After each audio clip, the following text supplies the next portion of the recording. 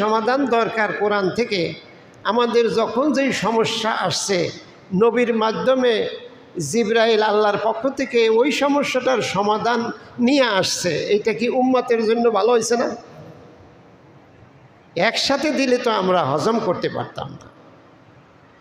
এই জন্য যখন যেটা দরকার তখন সেইটা আল্লাহ জিবরাইলের মাধ্যমে কোরআন এর হেদায়েত আলো আমাদের কাছে পৌঁছাইছেন, বলে আলহামদুলিল্লাহ। দেখেন, এই জন্যই নামাজ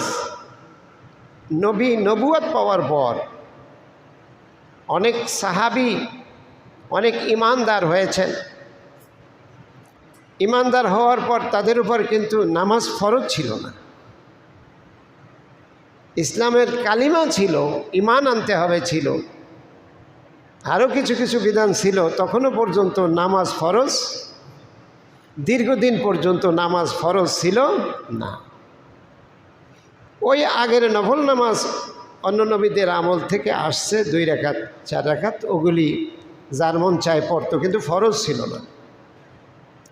একটা পর্যায়ে গিয়ে মেরাজে যখন নবী গিয়েছেন তখন নামাজ ফরজ হয়েছে। কি হয়েছে?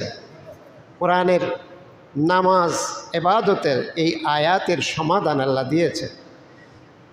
মানুষের তখন প্রয়োজন হয়েছে যে আমরা কার সাথে নত হব।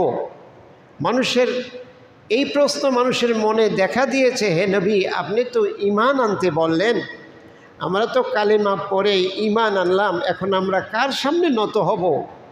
নিজেদেরকে একদম নত করে দেব, সেজদানত হব, নিজেদের সম্মানের মাথাটাকে কার সামনে আমরা বিছিয়ে দেব? তখন আল্লাহ কিভাবে বিছিয়ে দেব, সিস্টেমটা কি? তখন আল্লাহ পাক নবীর মাধ্যমে নবুয়ত, নবী হওয়ার, মুসলমান হওয়ার অনেক বছর পর গিয়ে নামাজের বিধানটা দিছে। আবার অনেক দিন গ্যাপে আল্লাহ পাক নামাজ এর গ্যাপে আরেক গ্যাপে গিয়ে তিনি জাকাতের বিধান দিয়েছেন।